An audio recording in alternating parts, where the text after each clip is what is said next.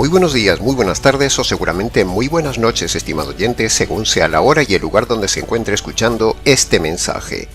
Como siempre, les saluda el pastor bautista Nikos Ricoy, director del programa Encuentros y del Ministerio Tinajas, llenando siempre a cada persona que nos escucha con el agua fresca, pura y limpia de la palabra desde aquí en España. Muy bienvenidos una vez más y muchas gracias por estar ahí atentos siempre al nuevo mensaje de hoy de nuestro programa Encuentros. En el día de hoy, en los aproximadamente 30 minutos que nos quedan por delante, hemos seleccionado 1 Corintios 15, versículo 1, 2 y 3 para compartirlo con usted, con el gusto de siempre y de forma expositiva. Un texto conocido y muchas veces mal enseñado en el día de hoy. Por eso, queremos darle la correcta enseñanza del pasaje desde el ángulo del Ministerio Tinajas para que usted, primero, lo compare con lo que se enseña por ahí, y segundo, a la vez, usted pueda recibir la correcta luz sobre este tema. El texto lo iremos analizando expositivamente a lo largo del mensaje. Es decir, lo iremos desmenuzando trocito a trocito como normalmente lo hacemos en los estudios expositivos en este canal. Es decir, expondremos a la luz lo que hay escondido debajo de cada frase, de cada palabra del versículo. Por eso se llama expositivo, porque es el noble arte de descubrir y exponer a la luz las maravillas escondidas en las profundidades coralinas de la palabra de Dios. Sin más dilación entonces, entremos en materia. Dice así el texto de 1 Corintios capítulo 15, versículo 1. Hermanos, quiero que recuerden el evangelio que les prediqué, el evangelio que recibieron y en el cual se mantienen firmes. Empezaremos diciendo que, cuando Pablo dice hermanos, no se está refiriendo ahí a todo el mundo, a cabras, ovejas, convertidos, no convertidos, asistentes, visitantes, simpatizantes, no. Pablo no está llamando ahí hermanos a todo el mundo, como hacen los falsos pastores del día de hoy, que llaman a toda la audiencia de hermanos. No.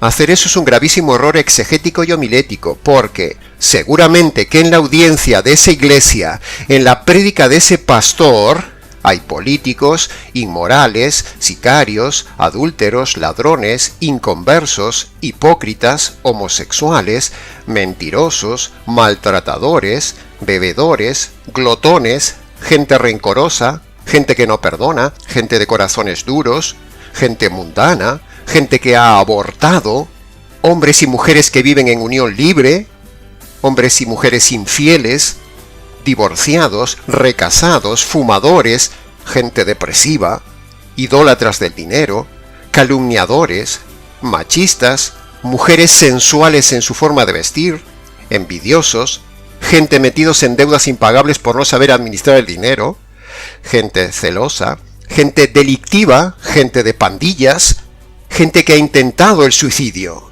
gente que solo busca a Dios por el dinero, etcétera, etcétera, etcétera. Todo eso y mucho más hay metido en las iglesias de hoy.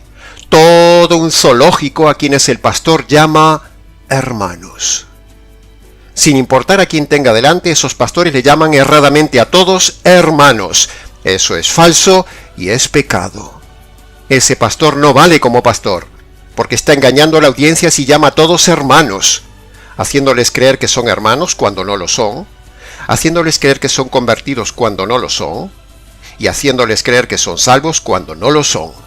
El tema es grave, estimado oyente. Incluso si en la iglesia el pastor llegara a decir, bienvenidos amigos y hermanos, también eso es un gran fallo doctrinal, porque al decir amigos, está diciendo inconversos, por descarte de hermanos. O sea, está diciendo cabras, está diciendo gente del mundo. Y la Biblia no permite que en la iglesia estén juntos el trigo con la cizaña, las cabras con las ovejas, el convertido con el inconverso. Eso está prohibido por la ley de Dios. Eso lo dice clarísimamente todo el Nuevo Testamento, y en específico 2 Corintios capítulo 6, versículo 14 al 17. Dice así: no se junten en yugo desigual con los incrédulos. Y ahí no solo se refiere a la pareja, sino también se refiere a la gente metida en la iglesia. Porque sigue diciendo el texto, ¿qué relación tiene la justicia con la injusticia? ¿Qué comunión puede haber entre la luz y las tinieblas? ¿Qué tienen de comunión el creyente con el incrédulo? Todas estas preguntas tienen una sola respuesta, ninguna. Por eso el versículo 17 el Señor dice, salid de en medio de ellos y apartaos de ellos, dice el Señor. ¡Wow, estimado oyente! Lo entiende hasta un niño. Sin embargo, los pastores del día de hoy meten a todo el mundo en la iglesia, porque son falsas iglesias, son falsos pastores, y nosotros los denunciamos desde aquí. Ahora, escuche muy bien esto. Un hermano, bíblicamente hablando, es solo una persona que se ha convertido por medio del verdadero evangelio. No cualquier persona que usted ve en una iglesia local, eso es un hermano. Puede ser un religioso, un asistente, pero no un hermano. Porque en el día de hoy, ni el evangelio se conoce en esas iglesias, por lo tanto no pueden ser hermanos. En verdad le digo, estimado oyente, que la grandísima mayoría de las iglesias del día de hoy no son un lugar de hermanos, sino más bien son un zoológico lleno de inconversos, dirigidos por un rey lobo o una reina hiena. Cuando en la Escritura se habla de hermanos, se habla solo de convertidos por medio del evangelio verdadero. Y permítame decir a la estimada audiencia que en Latinoamérica hay una grave costumbre de llamar a todo el mundo hermanos y decir también que Dios te bendiga. Y esos son dos grandísimos errores promovidos y alentados por los falsos pastores del día de hoy y el costumbrismo religioso falso extendido por todo el mundo hispanoamericano, pero no es bíblico. ¿Usted ve al Señor Jesús diciendo a todo el mundo que Dios te bendiga? ¿O diciendo a los fariseos y a la multitud llamarle hermanos? ¿Usted ve en el Nuevo Testamento que Pablo y los apóstoles llaman hermanos a los inconversos? Usted no puede llamar hermano a cualquiera que se le cruce delante en una iglesia. Si antes usted no sabe fehacientemente que sea una persona que se ha convertido por medio del Evangelio. No dé por hecho nada, estimado oyente. Llámelo más bien por su nombre, que para eso lo tiene. Pero no llame a todo el mundo hermano, porque por el hecho de estar en un local, ser conocido en una iglesia, o ser visitante esporádico a una iglesia, eso no lo hace hermano. Ni usted tiene la obligación de llamarle hermano. De esto estamos muy convencidos en el Ministerio Tinajas, y así lo practicamos. Por eso usted nunca me escuchará decir a mí en los programas, en la audiencia, hermanos, ni mucho menos decir al inicio del programa la errada y famosa frase, que Dios les bendiga, estimado oyente. Cuando en realidad la Biblia dice claramente que todo hombre inconverso es enemigo de Dios y está bajo la maldición de Dios. Por eso un inconverso todavía está bajo maldición, el convertido no, pero el que no se ha convertido por medio del Evangelio está bajo maldición, por lo tanto usted no lo puede llamar hermanos ni puede decirle que Dios te bendiga. Así que es un contrasentido decirle a alguien que Dios le bendiga. Estar en una iglesia e ir a los cultos no es ser convertido. Estar en un ministerio de iglesia no es ser convertido. Cantar en el coro no es ser convertido. Una persona puede ser religiosa pero inconversa, y decirle Dios te bendiga es contrario a la Biblia. Por lo tanto, esa mala costumbre piadosa y religiosa de saludar o despedirse diciendo que Dios lo bendiga, hermano, debe erradicarla usted de su boca. No la diga más, estimado oyente. Es contraria a la verdad teológico-doctrinal de la Biblia. No dé por hecho que alguien es convertido, más bien desconfíe de que la gente sea convertida. Así lo hemos confirmado 1000 veces en el ministerio pastoral. Por lo tanto, no use a la ligera nunca más esa frase inventada moderna, que Dios lo bendiga, hermano, o su variable bendiciones, si no se ha asegurado que esa persona se ha convertido por medio del Evangelio. ¿Es que la gente no sabe despedirse o saludarse de forma normal? Dios no va a bendecir a alguien porque usted le diga que Dios le bendiga. Porque todo hombre inconverso, como ya hemos dicho, está bajo maldición por eso mismo, por ser inconverso. ¿Comprende la idea, estimado oyente? Ahora, a propósito del tema, escuche y repasemos bien esto. La Biblia dice que todo inconverso está bajo maldición de Dios por 2 razones. Primero, por haber roto la ley de Dios. Eso lo hemos visto en Gálatas capítulo 3, versículo 10, donde dice, maldito todo aquel que no cumple toda la ley. Y segundo, el inconverso, por ser inconverso, es enemigo de Dios y está bajo la ira de Dios, como dice Juan capítulo 3, versículo 36 en la segunda parte. Por lo tanto, cuando alguien le dice a cualquier persona sin conocerla espiritualmente esa frase absurda de que Dios le bendiga, está diciendo lo que Dios no dice ni bendice de esa persona. Está yendo en contra del principio bíblico, y esto es lo que usted debe aprender y tener cuidado hoy, y debería dejar de decirlo a partir de hoy, aunque sea lo que tristemente se ve por todos lados y usted esté tan acostumbrado a decirlo. Pero ya es hora de romper esos moldes, y desde este ministerio hemos roto muchos moldes desde el inicio del canal. ¿Se da cuenta, estimado oyente, cuánto error costumbrista promueven las iglesias del día de hoy? ¿Y se ha dado cuenta también de cuánto material se puede sacar tan solo de una palabra expositiva de la Biblia, como en este caso la palabra inicial, hermanos, del versículo 1? En conclusión, hemos enseñado hasta ahora dos cosas. Primero, hermano es solo una persona convertida por medio del verdadero evangelio. No por la oración de fe, no por practicar las 4 leyes espirituales, ni por pasar al frente, ni nada de eso. A partir de ahora, no llame hermano a la ligera a nadie. Y punto número 2, no bendiga lo que Dios no bendice.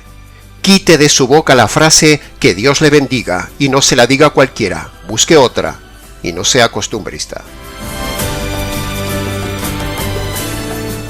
Sigamos ahora con el análisis detallado del resto del versículo 1, donde Pablo dice una segunda frase muy importante.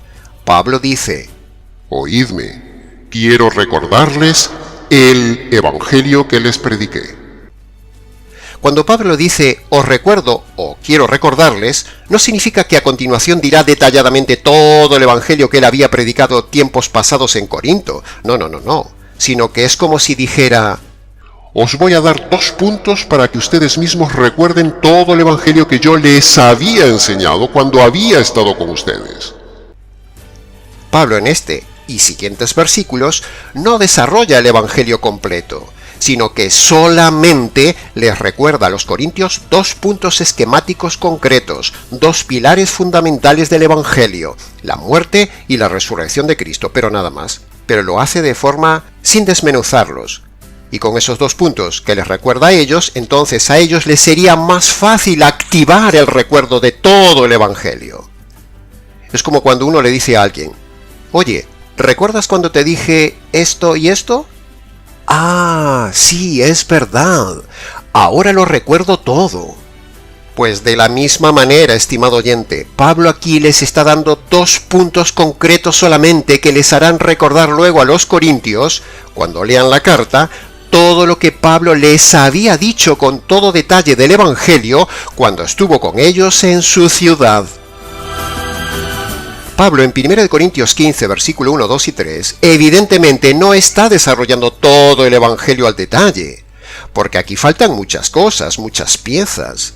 Falta, por ejemplo, hablar de la condenación del hombre y su perdición. Falta hablar de los pecados concretos. Falta hablar de Dios como juez justo. Falta hablar del juicio de Dios por los pecados. Falta hablar de la ira de Dios que está sobre el hombre. Falta hablar de por qué tenía que morir Jesús. Falta hablar de las 2 condiciones que el hombre debe cumplir para ser salvo. Y falta hablar de la razón necesaria de la resurrección, etcétera, etcétera, etcétera. Falta todo eso. Por lo tanto, aquí no hay un evangelio completo, como dicen los pastores del día de hoy. Aquí Pablo solo está dando 2 puntos elementales, nada más, solo para el recuerdo, la muerte y la resurrección, pero ni siquiera los explica. Los dice solo de forma generalista, porque Pablo aquí no está predicando el evangelio para que los corintios se conviertan. No. Sino que ellos ya se habían convertido cuando Pablo estuvo con ellos en Corinto 1 año y medio en su ciudad tiempo atrás. Por lo tanto, decimos enfática y repetidamente todo esto porque tomar este pasaje de 1 Corintios 15, del 1 al 3, para decir que aquí está todo el evangelio, como tantas veces hemos oído decir a montones de predicadores, es falso. Aquí no está el Evangelio completo, ni es el Evangelio completo, porque no puede haber Evangelio, o sea, no puede haber buena noticia, si antes no hay previamente la exposición de la mala noticia. Es pura lógica, estimado oyente. Y aquí no está la mala noticia por ningún lado. Por eso decimos que aquí faltan piezas, y por lo tanto aquí no está el Evangelio, como dicen muchos predicadores cuando dicen, hoy les voy a predicar el Evangelio tomando de 1 Corintios 15, versículo 1 al 4. No, eso es falso. Pablo solo aquí está apelando al recuerdo. En cambio, en el libro de Romanos, Pablo sí explica detalladamente todo el Evangelio en su aspecto jurídico, con sus dos personajes, sus dos noticias, sus dos condiciones y sus dos resultados. Pablo en Romanos lo hace todo detallado, ordenado y completo, nada más ni nada menos que emplea 3 capítulos para explicar el Evangelio, capítulo 1, capítulo 2 y capítulo 3. Donde Pablo, primero, empieza por la mala noticia, hablando de la condenación de todos los hombres, judíos y gentiles, incluso de los morales, los paganos y los religiosos, todos están bajo condenación, dice Pablo. Luego Pablo habla de pecados concretos en 2 listas detalladas de pecados que hay en esos 3 capítulos. Luego muestra la justicia que merece recibir el hombre delincuente por sus pecados.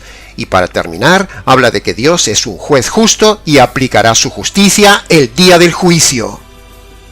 Esto en cuanto a la mala noticia.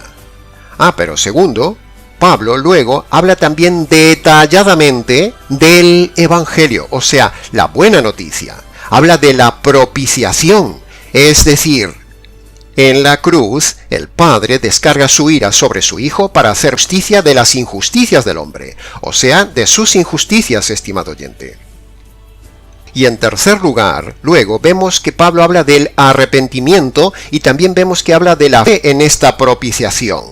Es decir, está todo completo el Evangelio en Romanos capítulo 1, capítulo 2 y capítulo 3. Pero,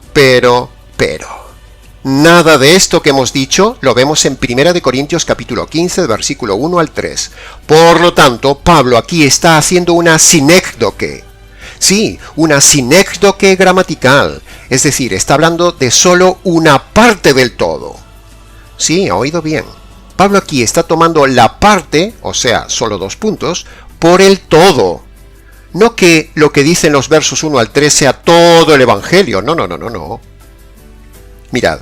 Muchas veces en la vida cotidiana usamos la parte por el todo, o sea lo que decíamos antes, una sinécdoque. Por ejemplo, si yo digo, compré 5 cabezas de ganado en el mercado. Bueno, en realidad no solo compré las cabezas, es una forma de decir de que compré 5 animales. Otro ejemplo, estoy buscando un techo donde vivir.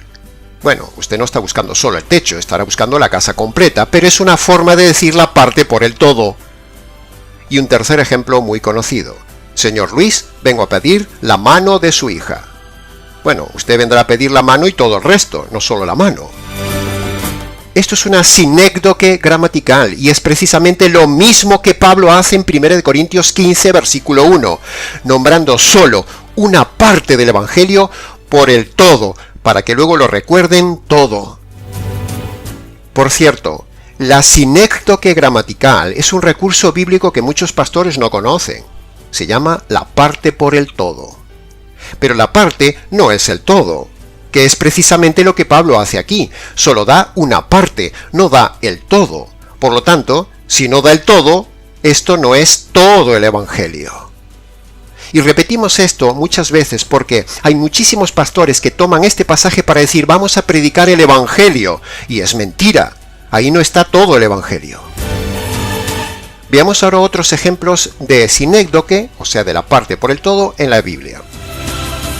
Por ejemplo, en Mateo capítulo 6, versículo 11 dice, «Danos el pan nuestro de cada día». Bueno, el pan representa solo una parte de todos los alimentos que uno necesita, y también de las cosas que el hombre necesita para vivir. Ahí vemos una parte por el todo. En el Salmo 68, versículo 21 dice, «Dios herirá la cabeza de sus enemigos». Bueno, en realidad lo que hará es matar todo el cuerpo, no solo la cabeza. ¿Queda entendido lo que es la parte por el todo? O sea, una sinécdoque gramatical, que precisamente es lo que Pablo usa aquí en 1 Corintios 15:1, estimado oyente. Y la parte por el todo no es el todo, lo volvemos a repetir. Por lo tanto, decir que esto, aquí en este pasaje de 1 Corintios 15, versículo 1, es todo el Evangelio, queda demostrado que es falso. Por eso decir aquí, la muerte y resurrección del Señor Jesús, dicho así a secas, eso no es el Evangelio verdadero. No. Eso es solo una parte de todo el Evangelio verdadero. Es una sinécdoque gramatical, pero no es todo el Evangelio, como ya hemos dicho. Por eso, cuando usted escucha a un pastor que predica esto de que 1 Corintios capítulo 15, versículo 1, el 3 y 4 es solo el Evangelio completo, es falso. No es el Evangelio completo, es una parte del Evangelio. Y una parte del Evangelio no lo salva. Así que haga la prueba. Busque predicadores que prediquen este pasaje de 1 Corintios 15 y verá qué metedura de pata hacen estos pastores y corroborará lo que decimos en este programa. Escuche bien esto, estimado oyente. Si el Evangelio no tiene todos los elementos desarrollados, los dos personajes, el juez y el delincuente, Dios y el hombre, las dos noticias, la mala noticia y la buena noticia, las dos condiciones, arrepentimiento de los pecados y fe en la justicia de la cruz, y los dos resultados, perdón de pecados y salvación eterna, entonces no es evangelio completo y verdadero, y entonces no habrá salvación. Por eso decimos que este pasaje de 1 Corintios 15 es muy mal enseñado por los pastores simplones e ignorantes del día de hoy, que los hay a miles, diciendo que esos dos puntos de muerte y resurrección son el evangelio completo. Predicar y decir a la gente que tiene que creer que Jesús murió por los pecados y que resucitó no salva a nadie, por muy irreverente que le parezca lo que estoy diciendo. ¿Y por qué digo esto tan tajante? Bueno, primero porque es teológicamente correcto, así lo dice la Biblia. Y segundo, porque esto lo creen todas las sectas y todas las religiones mal llamadas cristianas. Todos creen que Jesús murió y resucitó. Entonces, todos los miembros de esas sectas y religiones, por el hecho de creer que Jesús murió y resucitó, ¿ya todos son salvos y perdonados de sus pecados de forma universal? Ni se le ocurra creer esto, estimado oyente. No, y 1000 veces no. El generalismo y el universalismo no existen ni salva a nadie. Predicar repetitivamente que Jesús murió por los pecados y resucitó al tercer día no salva a nadie. Por lo tanto, lo que Pablo dice aquí no es el Evangelio. Repetimos esto hasta la saciedad. Por eso este pasaje no sirve para predicar a los inconversos, a menos que se explique detalladamente lo que previamente falta, es decir, explicar previamente la mala noticia. Luego explicar lo que son los dos puntos esquemáticos que dice Pablo. Y por último, invitar correctamente a las personas a obedecer las dos condiciones que mandó el Señor Jesús en Marcos y que también dice Pablo y expone en el libro de Romanos. Entonces, y solo entonces, será una correcta exposición completa del Evangelio. Dos personajes, el juez y el delincuente. Dos noticias, la mala noticia y la buena noticia. Dos condiciones, arrepentimiento de los pecados y fe en la justicia de la cruz. Y dos resultados, perdón de los pecados y salvación eterna.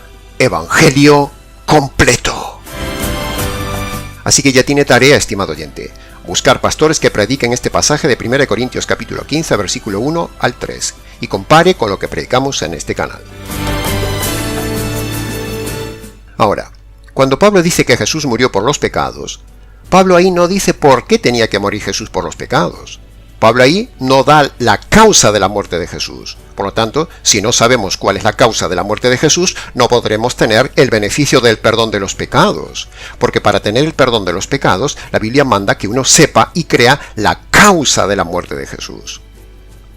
¿Y cuál fue la causa de la muerte de Jesús?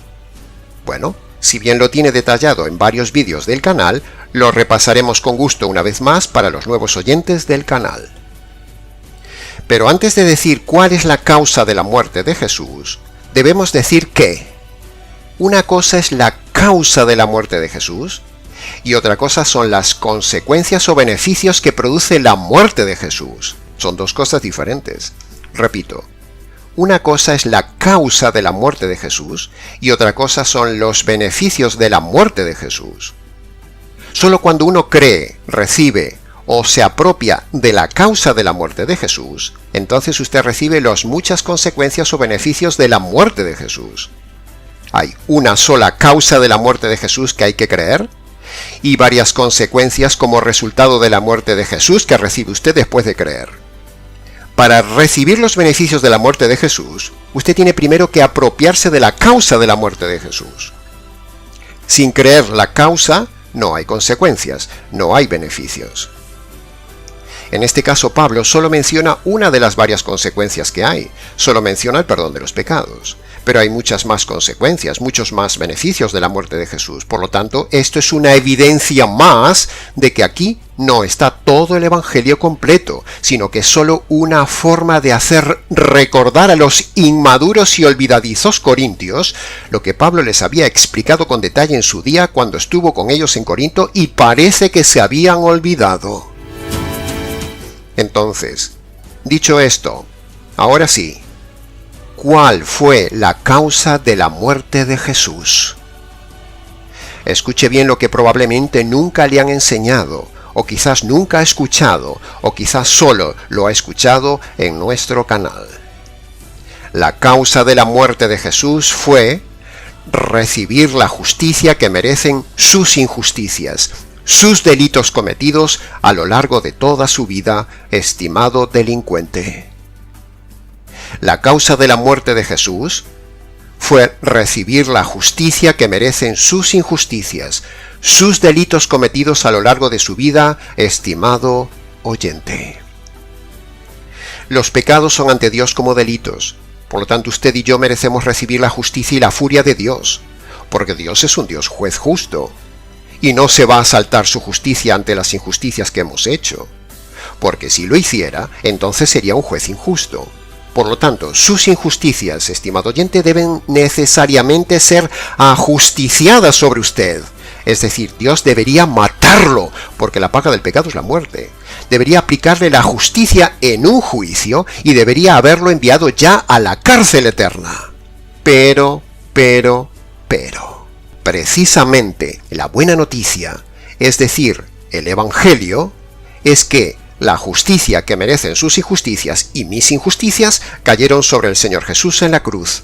Por eso tenía que morir. Esa es la causa de la muerte de Jesús.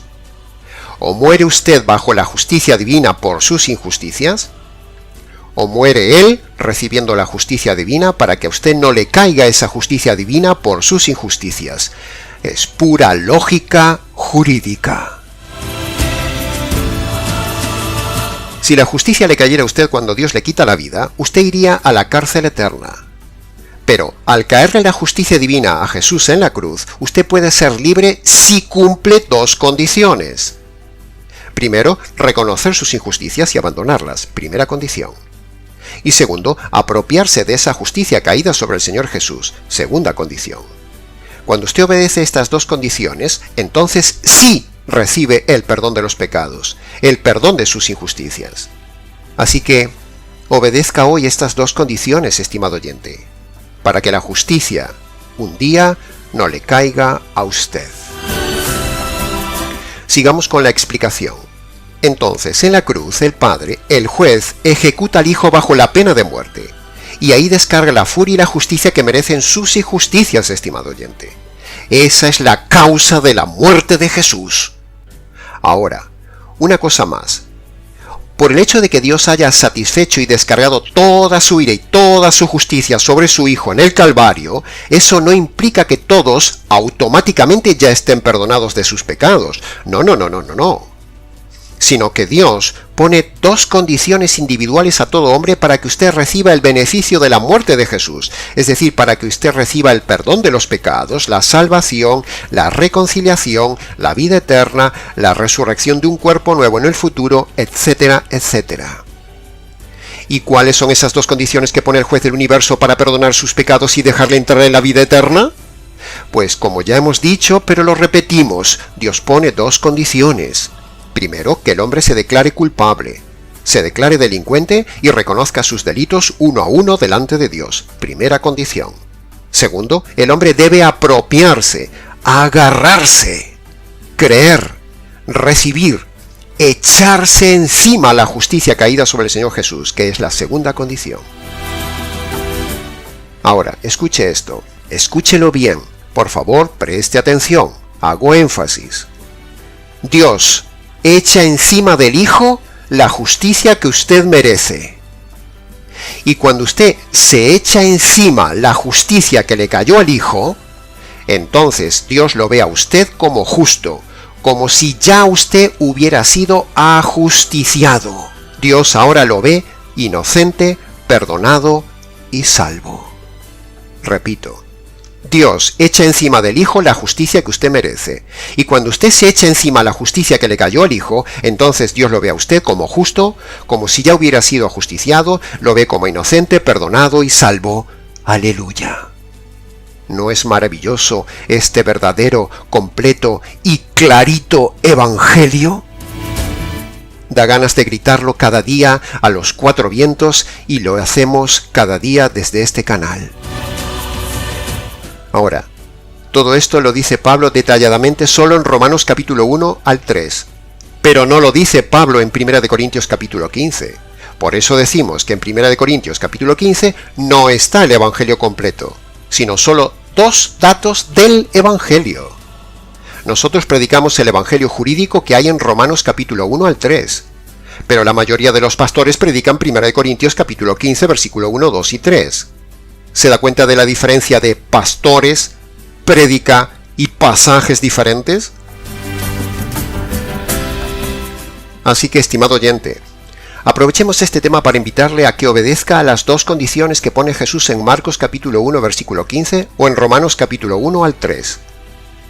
Vaya a su habitación, póngase de rodillas delante del juez del universo, humíllese delante de aquel que usted ha ofendido toda la vida. Descálcese en señal de reverencia delante de él como un día Dios le dijo a Moisés: descálzate porque el lugar donde estás es santo. Y allí le rogamos que obedezca a las dos condiciones que Dios pone para verdaderamente perdonar sus pecados y darle la salvación eterna. Primero, reconozca allí uno a uno sus pecados y abandónelos. Es la primera condición que Dios pone. Segundo, apropiese, agárrese, reciba esa justicia por la fe que le cayó al Señor Jesús en la cruz por sus injusticias. Es la segunda condición que Dios pone. Entonces, y solo entonces, cuando usted obedezca a esas dos condiciones, usted será perdonado, será salvo para siempre. Tendrá paz, perdón y salvación. Luego, antes de levantarse de esas rodillas, dele gracias a Dios por su providencia de hacerle conocer este verdadero evangelio, y luego venga y cuéntenoslo. Esto sí es el verdadero evangelio completo. Dos personajes, dos noticias, dos condiciones, dos resultados. Pero todo esto no lo dice Pablo en 1 Corintios 15, ni siquiera de forma inferencial. Por lo tanto, y en conclusión tajante y definitiva, en 1 Corintios 15 no está el evangelio. Pablo fue a predicar el evangelio a Corinto, pero Pablo no había ido a Roma a predicar el evangelio. Ahí está la diferencia. Que como Pablo no había estado en Roma para predicar el evangelio, entonces con la carta a los romanos se esfuerza en detallarles el evangelio completo y lo hace como en ningún lugar de la Biblia. En cambio, como Pablo sí había estado presencialmente en Corinto predicando el evangelio, entonces, por esa razón en el libro de Corintios no se detalla todo el evangelio de forma escrita, sino que se dan solo dos puntos esquemáticos de recuerdo para recordarles lo que Pablo ya había predicado en Corinto en su día.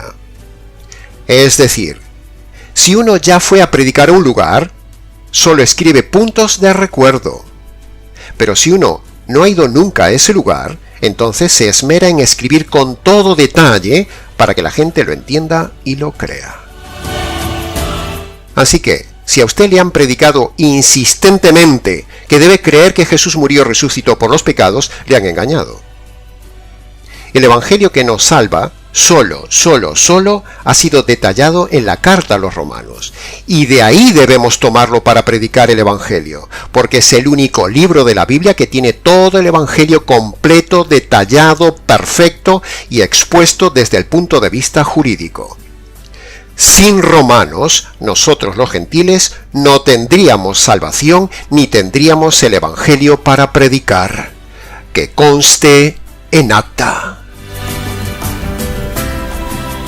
Pasemos ahora al versículo 2. Dice: mediante este Evangelio son salvos. Al entrar en el segundo versículo nos damos de frente con una frase contundente. Dice el texto que la salvación es por medio del Evangelio, porque el verso dice: mediante este Evangelio son salvos. Es decir, el texto bíblico, una vez más, como a lo largo de toda la Biblia, nos dice inferencialmente que la gente no se salva por hacer una oración de fe, no se salva por medio de las 4 leyes espirituales inventadas, no se salva por la aberración de aceptar a Jesús en el corazón, no se salva por bautizarse de niño o de mayor, no se salva por ir a misa, no es salva por hacer buenas obras, no es salva por pertenecer a una religión supuestamente salvadora, no es salva por estar en una iglesia local, no es salva por ser buena persona, etcétera, etcétera, etcétera. Como dice este verso 2, y una vez más decimos aquí hasta el cansancio, la salvación para todos los hombres es solo por medio del Evangelio jurídico del Señor Jesús, Evangelio que predicamos constantemente, como si Dios rogase por medio nuestro a usted: reconcíliese con Dios por medio del Evangelio. Y hasta aquí, estimado oyente, con el mensaje del día de hoy. Mensaje breve respecto a lo mucho que aún se puede decir del tema, pero ha sido dicho lo suficiente para que usted entienda esta parte importante de la palabra de Dios y sea salvo. Aquí hemos dado solo unas pinceladas iniciales, pero para más información, preguntas o comentarios, escríbanos. nicos@gmx.es. Les ha compartido la verdad, solo la verdad y nada más que la verdad del tema, este expositor bíblico, Nicos Ricoy, del Ministerio Tinajas, desde aquí en España. Será entonces hasta nuestro próximo encuentro en nuestro programa Encuentros.